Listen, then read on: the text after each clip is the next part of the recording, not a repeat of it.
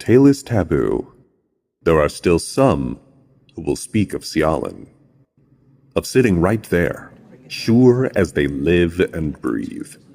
How he pleaded with anyone who would listen. They'll tell you of how, when those that he convinced arrived, there wasn't anything left to save. The youth screamed when he first saw the smoke waiting against the setting sun. He sprinted away from the group through trees and wild land to the clearing that once held his home. When the rest of the group broke through the thicket, they were greeted by a field of ash and rubble.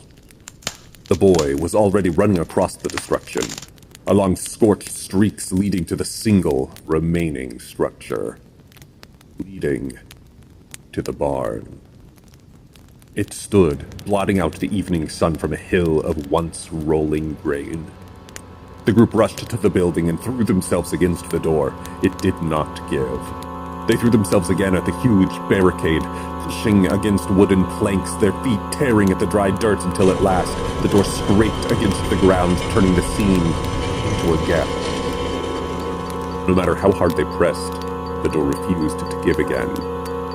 The man nearest the edge risked a glance over his shoulder to the dark beyond and yelped before falling to his back. The door slammed shut, and as the others began to admonish him, he insisted that the people are there. They're just staring back. At that, the youth broke down, collapsing to the ground with a cry as the rest of the party split to search around the building for another point of ingress.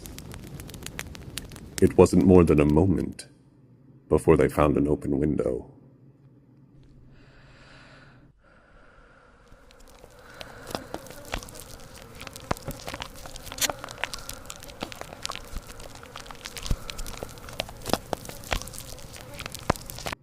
There's nothing left in the valley. Nothing of the town of Cialan.